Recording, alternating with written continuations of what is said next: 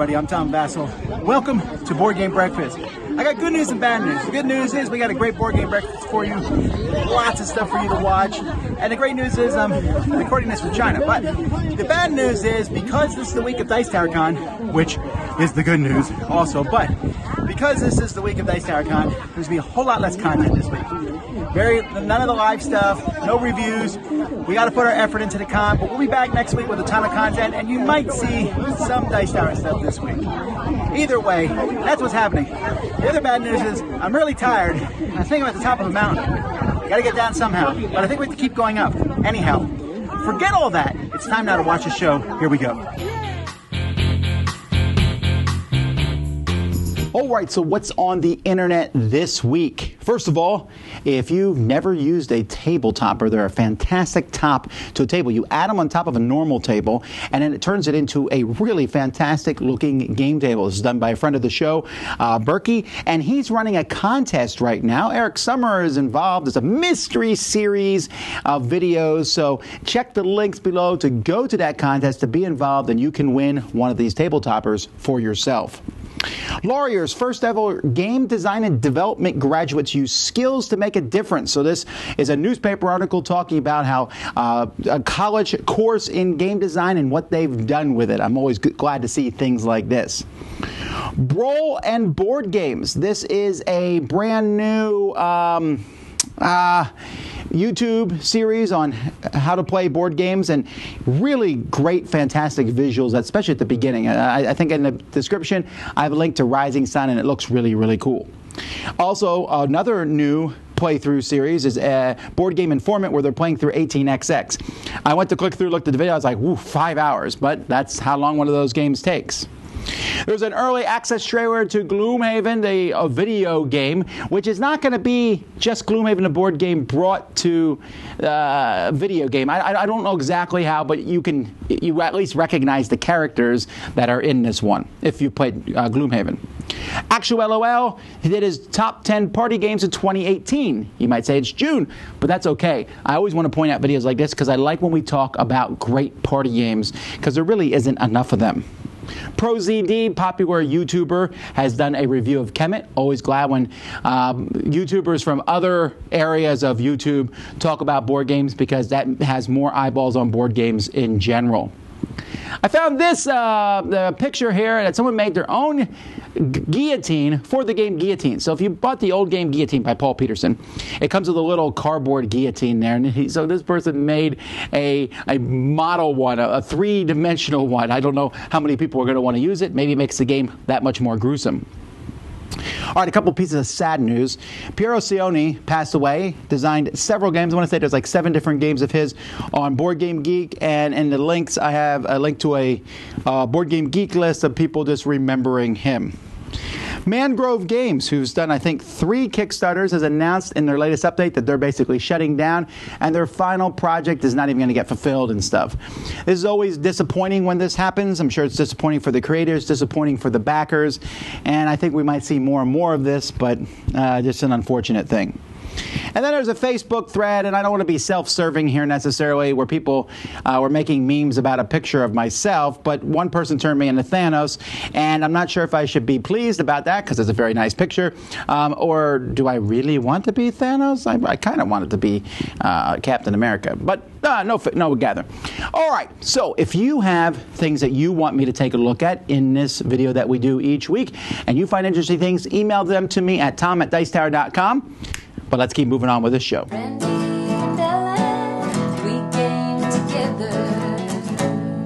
It's your turn. Hey guys, I'm Randy. I'm Ellen. Welcome to We Game Together. Today we're talking about a kids game, which we rarely do. Yeah. But it's too cute to pass up. This is adorable. A kid in the shuffle. What? I don't know what sound do a kid in the What sound would a kid make? Boom, boom, boom, boom, boom, Something boom. like that. Yeah, sure. Chunky plastic coolness. Yeah, this is like playing with just like a big toy. There's a ton of these things in so the box. many in the box. It's ridiculous. So it's a pick up and deliver game. As you're moving along, you can't move until like echidnas in front of you have already moved. Mm-hmm. So it's not like a leapfrog, but you do have to make up. It's like a gridlock type thing.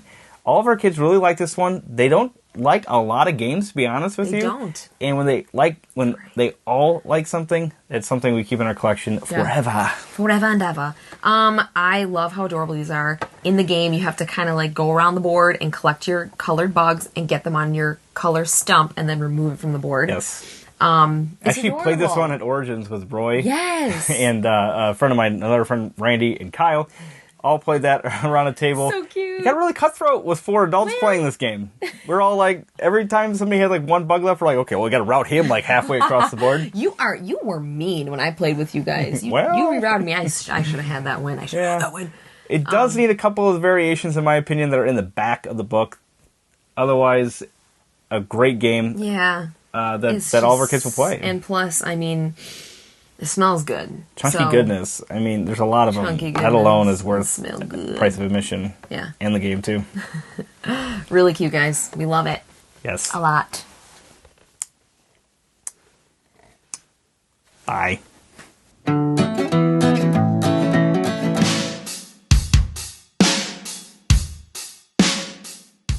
Hey everybody, Z Garcia here. In Chop Shop, I talk about a game I recently let go, and I mention a couple of reasons as to why that one is no longer in my collection. And in this installment, I am talking about Jaipur here, a gorgeous little 2-player card game that I've owned for a long time and I really do enjoy. But there are 2 main reasons why I'm letting this one go, besides the, it's a space issue and there's always those things that are at play. The first one is, this game happens to have an excellent iOS implementation. So I can just play the app if I'm really, really jonesing to play this specific game. The other reason is another card game I recently discovered that I thought gave me a very similar feeling to this one, but there were a couple of things in it I liked better. That game is called Pearls. It's a small card game in which you are doing similar things, collecting sets into your hand and then discarding those sets for victory points. You're banking them. If you discard and bank a large enough group, you get a bonus from the board so that not just the cards are scoring that you banked, but you also get the bonus victory points. Here's the thing about that game. You play a single round, whereas in Jaipur you play best out of 3. So it's possible you'll be playing 3 rounds through the deck. Jaipur is only a 2-player game, whereas Pearls plays quite a few, and it scales incredibly well, surprisingly well. So I like that better about it. And it's also a quality production, much like this one. This is a gorgeous looking game, but Pearls, while maybe not as visually intricate as this game, still looks really good. And so I can play that with 2 when I'm jonesing to play this, and I can also bring it to the table and keep it on the table when a couple of friends show up. And hey, you want to play something quick and light? We can play Pearls, and then this one does not really need to stick around anymore. So there you go. That is Jaipur, and the reasons I'm letting this one go. Still a great game, coming back into print in a new version soon, so don't let me dissuade you from giving it a try, but that's the reason why it's no longer in my personal collection. All right, everybody, I'm Z Garcia. Thanks for checking this out. Enjoy the rest of your breakfast. Hey there, I am Jen, and I am joined today by perhaps one of the original board game librarians, Brian Mayer, for our segment live at the American Library Association's annual conference in Washington, D.C. in our gaming lounge with my segment From the Page to the Table. So very broadly, Brian is the designer of Freedom, the Underground Railroad, published by Academy Games, and a book that I would always pair with it would be Uncle Tom's Cabin. So, Brian, thanks for being on today. Thanks for having me. And so, tell me a little bit about your inspiration for Freedom. Sure. Freedom Underground Railroad came about from a couple of different spaces. So I work in education, and I push into classrooms. I have a game library of about 400 to 500 games. I push into classrooms with school librarians and teachers using games, hobby market games, to engage kids with curriculum, learning, growth. And so there's always teachers that would come to me with ideas for, do you have games on this? Do you have games on commons? Do you have games on imperialism?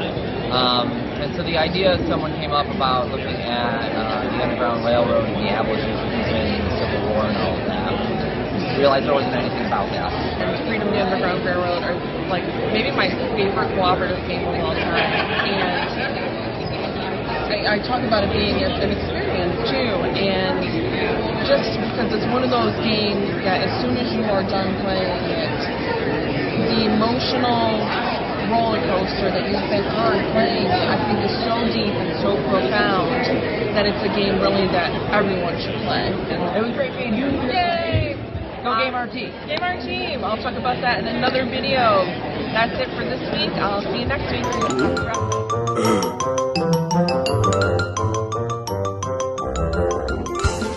So, it seems kind of weird here. Like, what's coming from the Dice Tower this week? Nothing. But no, that's not quite true.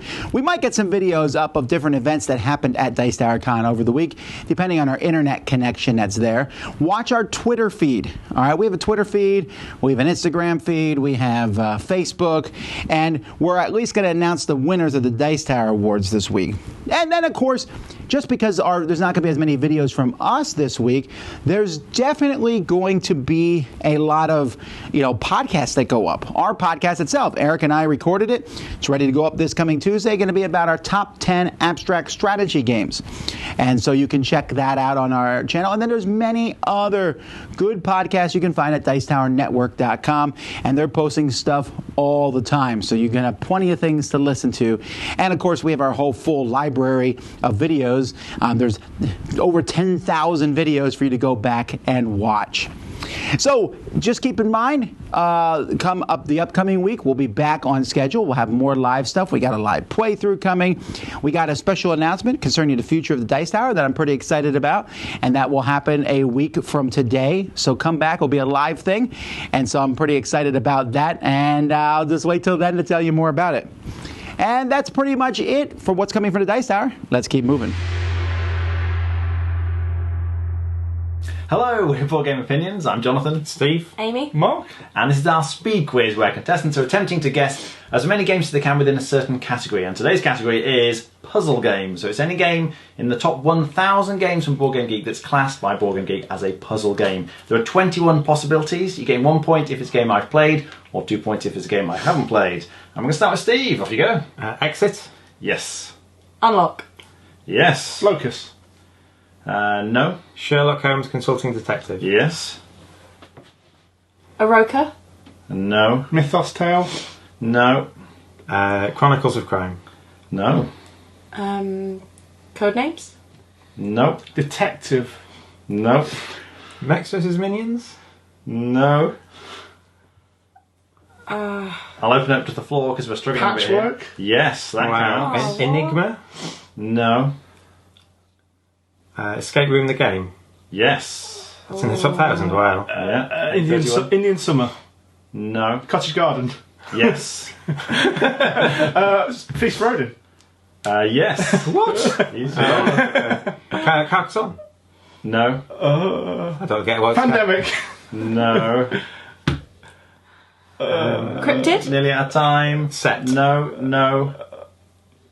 And that's time. Give me a second to tell up the scores and we'll see how they did. Alright, the scores are in. Steve managed to get 3, Amy got 1, and Mark also got 3. So we had a tie. It was quite tricky, that wasn't it? The other things you could have had off the list were Baron Park, Castles of Mad King Ludwig, Factory Fun, Karuba, Legends of Andor, Mansions of Madness, Number 9, Sagrada, Ricochet Robots, Time Stories. Were there any there that you got that they didn't? Alright, thanks very much for watching. We'll see you next time. Bye.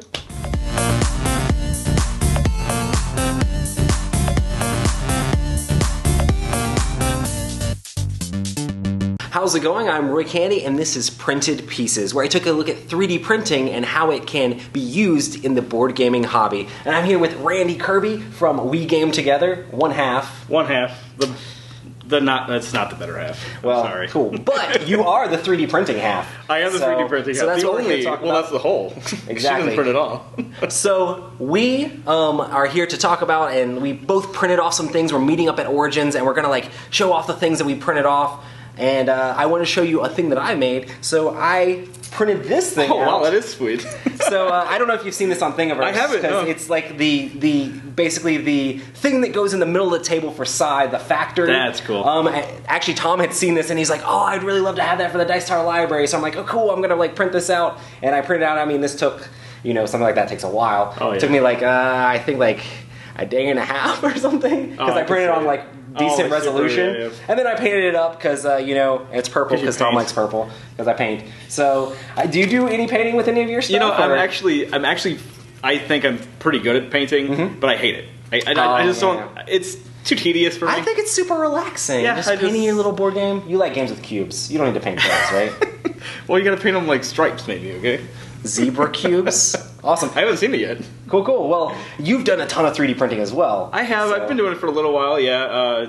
Just started doing a lot more board gaming stuff. Got sick of my first printer, and then ended up buying a Prusa, Yeah. which has been a million times better than what I had before. I've heard that it was great. It's so- great. Yeah. It's very user friendly. And one of the things that I really love is is it the Octoprint thing that you have? Yeah. Octoprint. Yes. And you can like make these videos where it shows it layer by layer just building up. I'll show you some It's of those. super neat. And then like just come up out of the board and you've done like all sorts of different stuff. I've seen you post on social media like different Yeah. inserts and different things Yeah, and different they're fun. tokens and it's really I just love how it looks like it's just kind of rising. It's just up. building It's out super from the cool. depths. Yeah. That's awesome. Well, thanks so much for joining us on Print Pieces, and thanks so much, Randy, for joining me. And Thank it's you, been a ton Roy. of fun. And we'll see you guys on the next one. See ya.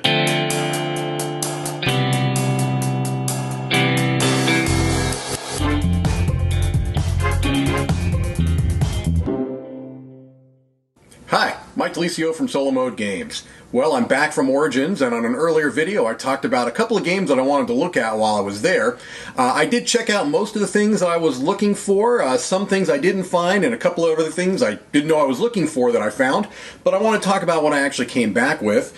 I got some expansions for the game Vinyl. Now, this is a game that I had already kickstarted, backed on Kickstarter, and I enjoyed it enough that some of the expansions that I had not gotten during the campaign I picked up while I was there. Haven't played it solo yet. I'm still waiting to get those solo rules, but I've really enjoyed it as a multiplayer game. Another game that I didn't really know I was looking for going in, although I'd heard about, was Bosk. This is a beautiful, almost abstract-ish game that, similar to Photosynthesis, looks pretty but is very mean. It's a short, snappy game with two distinct phases. I've liked that quite a bit. A game that I really was looking forward to and I was able to pick up a copy of was Wreck Raiders. This is a kind of a lighter game, but it's quite good. I played it solo and I enjoyed the first initial experience I've had of it so far. Looking forward to more plays of that. And then the game that was really kind of like a hidden gem, I didn't even know much about it and didn't know it was going to be there, was Space Explorers.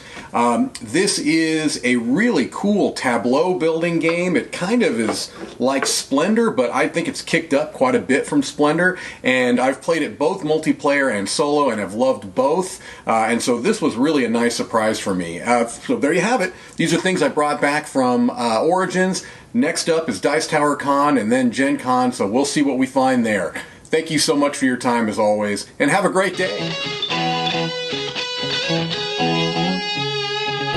So what are we adding to the library this week? Well, first of all, we're adding the deluxe version of Valley of the Kings. Fantastic. Then we're adding the new Conspiracy from Restoration Games. This will be on the Hot Games table at Dice Tower Con this week. Scythe. So what happened with Scythe was I have the Scythe big box and all the stuff, and I thought, what if people want to just play Scythe? So now I have just a normal copy of Scythe that you can play. Another game that's going to be in the Hot Games area, the expansion here, the late pre-classic period. I know people are really excited about this one, as am I.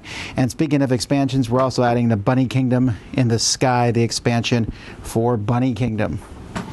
All right, another hot game here, Sierra West. This one's pretty popular, a new one from Board and Dice.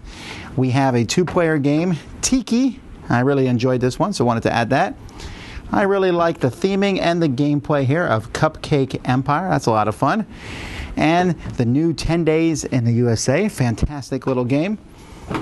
Tales of Glory. Sam said this one's good. I have to give it a try, but Sam said it's good enough in the library. Pipeline, another one for the Hot Games table at Dice Tower Con. And because it's so popular, we obviously need an extra copy of Wingspan. Those are the games that we're adding to the library this week. Let's keep moving.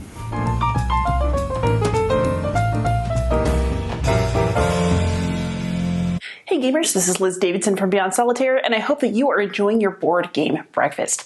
Today I want to talk to you really quickly about my absolute favorite micro game, which I've been playing addictively, and that is Sprawlopolis. It is published by Button Shy Games and designed by Stephen Aramini, Danny Devine, and Paul Kluka.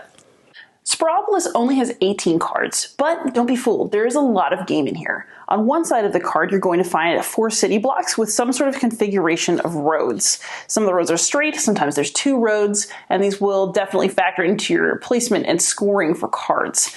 What's also interesting, however, is the back side of every single card in Sprawlopolis has a different scoring condition. So every single game is going to be and feel completely different. You may have goals that encourage you to play one way in one game and in a completely different way in another. For each game of Sprawlopolis, you'll randomly draw 3 different scoring cards, and as you can see, each will have a different value up here on the top left. Add those up and you have your target score for the game, which will change depending on how difficult the goals you drew happen to be. Once you've chosen your scoring conditions, it's a very simple game. You just lay 1 city card at a time until you have a city that may look something like this or that may look completely different. But trust me, the choices in Sprawlopolis are very difficult and sometimes very frustrating in the best of ways. And it's a micro game that I can't get enough of. Happy gaming!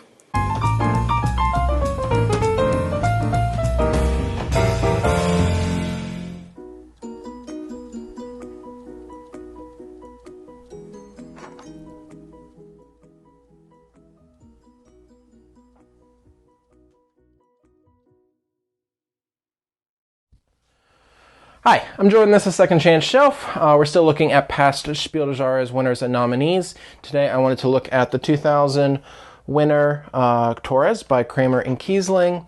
I believe this was most recently printed by IDW. I have the old Rio Grande edition. So let's see what's inside.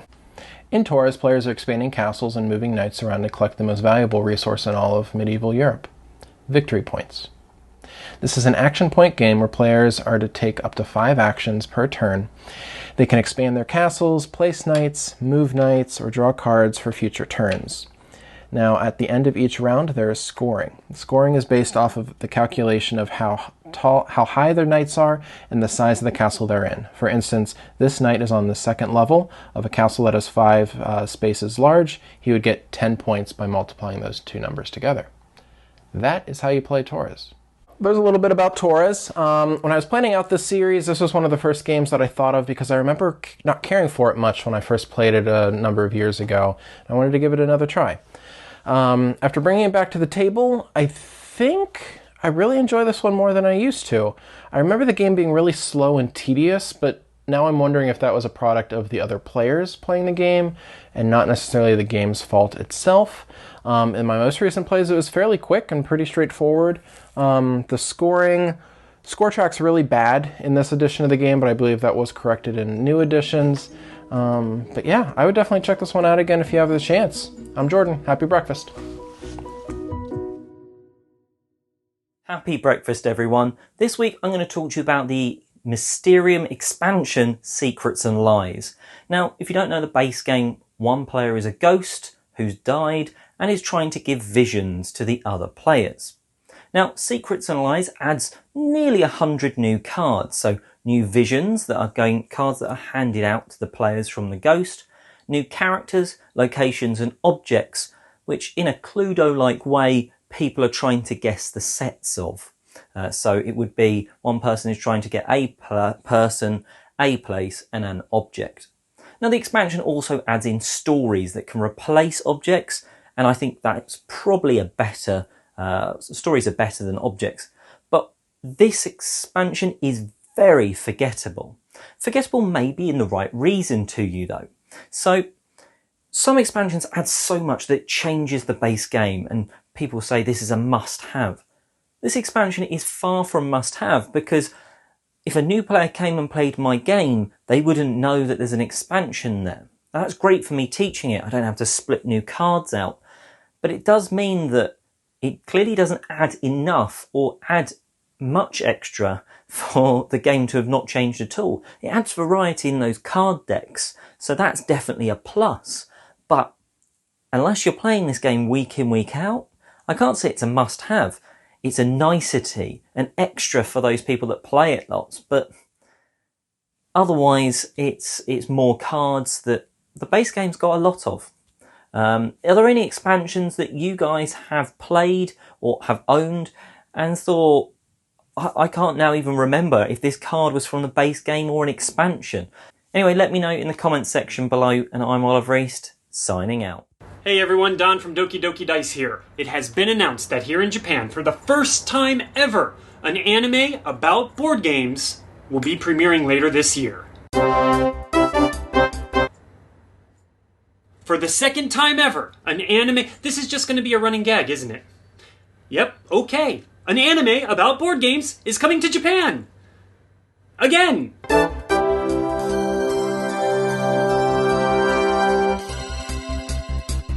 But here's the thing. This anime isn't just about one particular game. This is about playing all kinds of board games. And not just made-up ones either, but actual board games you and I know from Japan, America, Europe, and probably other places. Are board games made anywhere else? After School Dice Club is based on a comic that started back in 2013 and currently has 14 volumes. The story revolves around 3 high school girls with very different personalities that come together to play board games. After school. And that's about it. Yeah, that's really about it. Each chapter revolves around a different game. In the first volume, they play Marrakesh, Cockroach Poker, Viva Topo, Beat the Buzzard, or Raj as it's also known, and a very, very serious game of The Werewolves of Miller's Hollow. It's basically a big commercial celebration of board games, which, yeah, okay, cool. You also get to see all the games you know and love while some kind of story happens in the background. But at the same time, this is anime we're talking about, and if you've seen other shows, you should know exactly what you're in for. A trailer for the show is available here, so go on over and have a look and see how many games you can find. I've been Don from Doki Doki Dice, and let's just hope that this show is not terrible. Please. I have a friend, Earnest, who's in my game group, and Earnest is a fantastic person.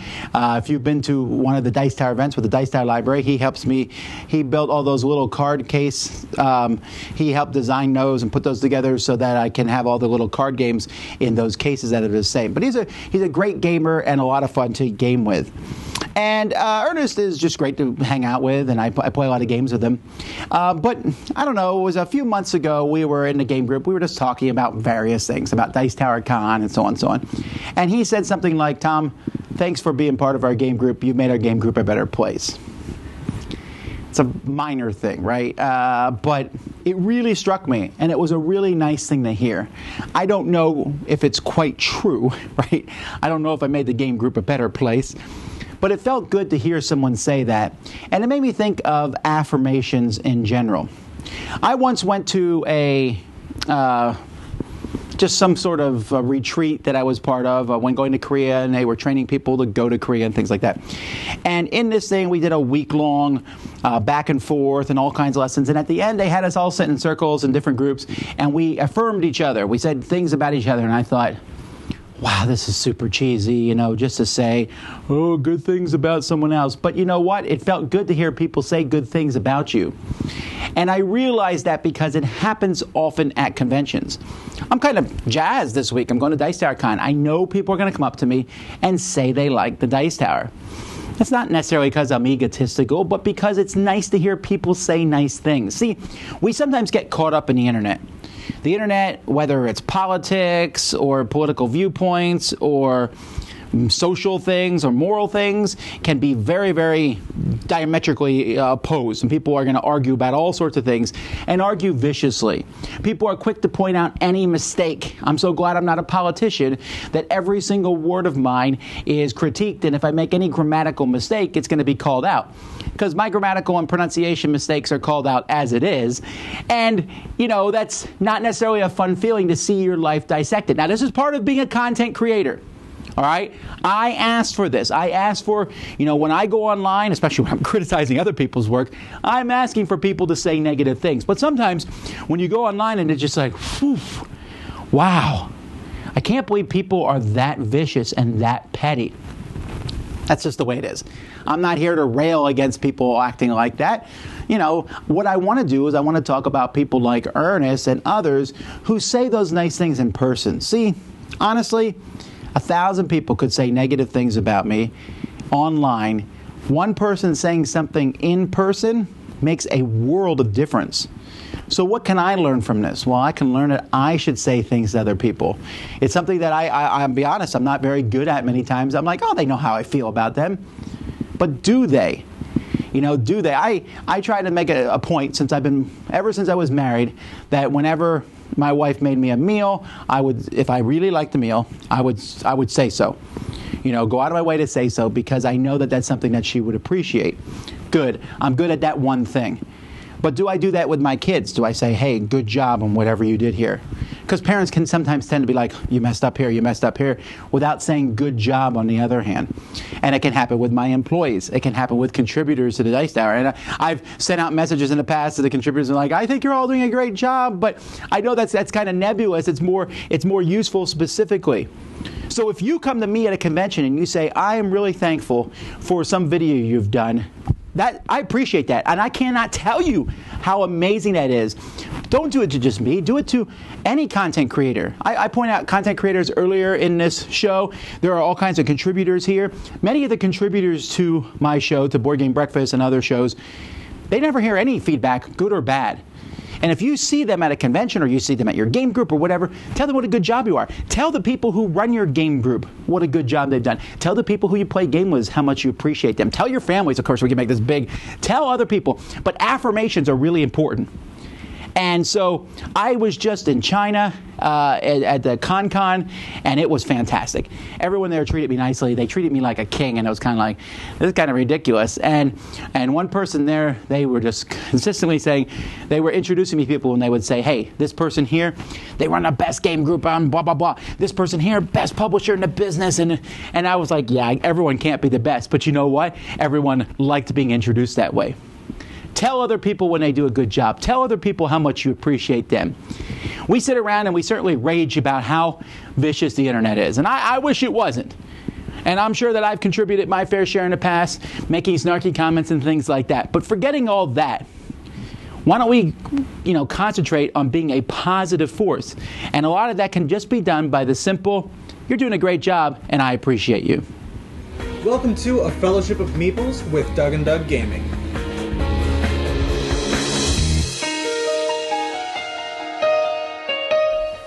Well, I am so excited because this is the week of the Dice Tower Con, and I'm going to be there in Orlando, Florida. And I'm going to be here working. Yeah, sorry about that. But don't worry, I'll be sure to have enough fun for both of us. Great. Last week, I introduced a new game to our group called Tiny Towns. Now, this is a 1 to 6 player game designed by Peter McPherson and published by AEG. In this game, you attempt to duplicate these patterns using various resources on your 4x4 town grid. You choose the resource on your turn, but you have to use whatever resource others choose on their turn.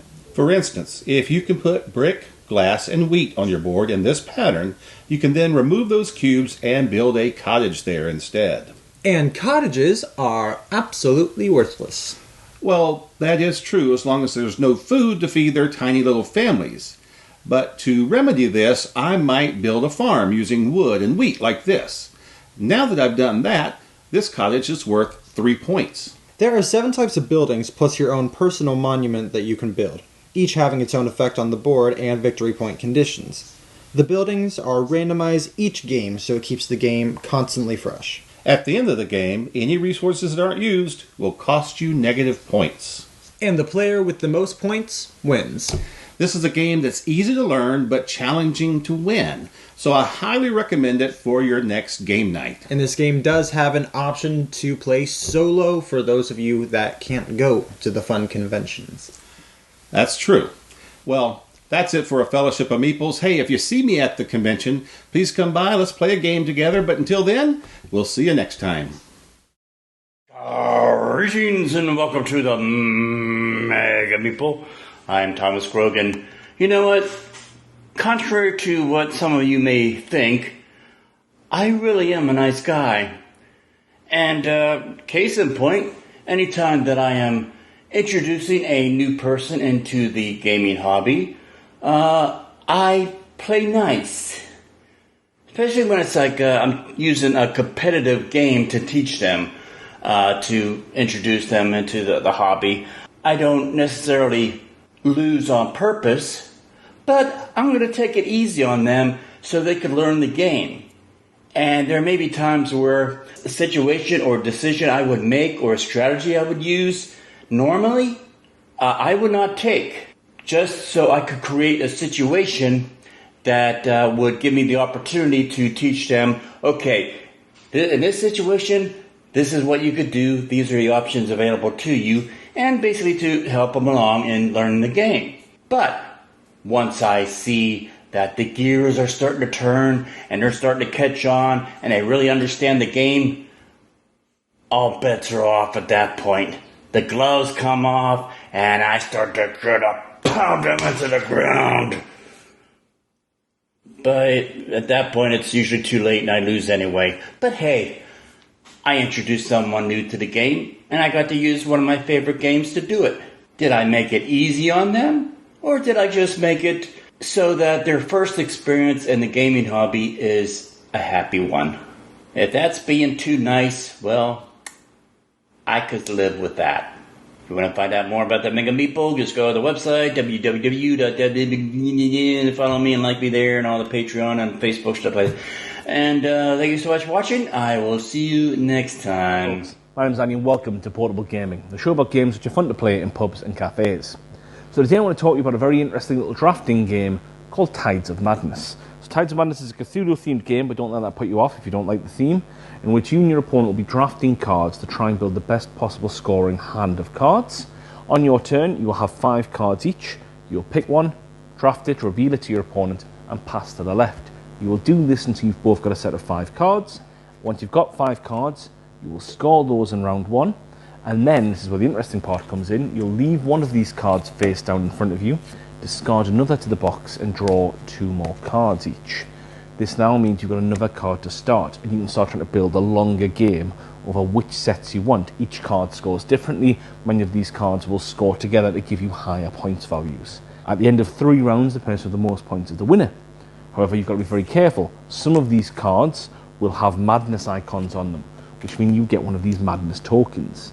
If you get 9 madness tokens, the game ends automatically and you lose regardless of your point. And that's it. It's a very simple, very clever little drafting game. Drafting is an interesting mechanic and I don't always think it works well with 2, but it really works well here.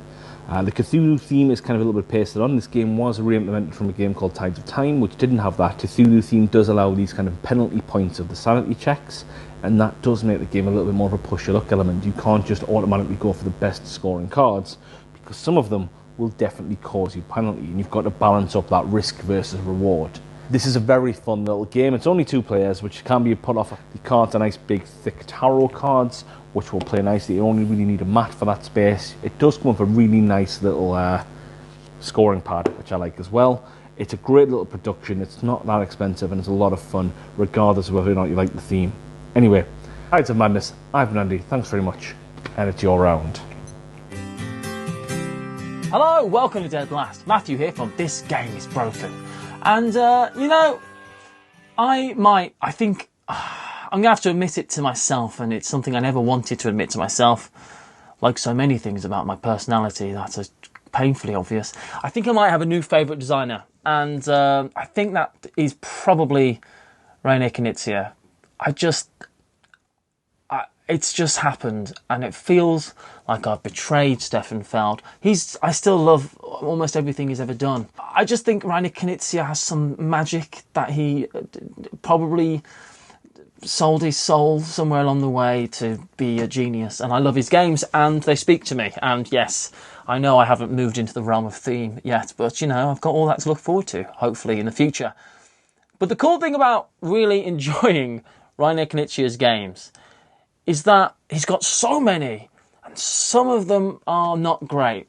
So what you have is a side hobby, and this is actually what I've been really enjoying recently, is the side hobby of crawling through Board Game Geek, looking at videos of all his obscurest of obscure games, and trying to find out which one is the one for me. I kind of enjoy that almost as much as I enjoy playing games. So, a new favourite designer. If anyone's got any great Reiner Knizia games, let me know in the comments below. And I'll see you all again next week. Bye, everyone. Hey everybody, thanks so much for watching Board Game Breakfast. I'm really glad you came along today. This is it now, radio silence basically for the rest of the week. I'm already at Dice Tower Con as you watch this. Many of you are heading that direction. It's going to be fantastic. If you're there, you have no excuse. Come by and say hi to us. It's going to be exciting. It's going to be fantastic. But if you're not at the Dice Tower Con, first of all, you can sign up for stuff like Dice Tower Retreat, Dice Tower Cruise. But secondly, you can also watch all our other videos. There's like 8,000 of them or so. And more videos will be back next week. See you in a week. Until then, I'm Tom Vasel, and you've been watching Board Game Breakfast. Thanks for watching Board Game Breakfast. Tune in each week for your daily dose of gaming goodness with Tom Vasel and all the gang. Until next time, I'm Eric Summerer, and you've been watching Board Game Breakfast, a Dice Tower production. Sponsored by Cool Stuff Inc., an amazing place to buy board games. Cool stuff, in stock, at CoolStuffInc.com.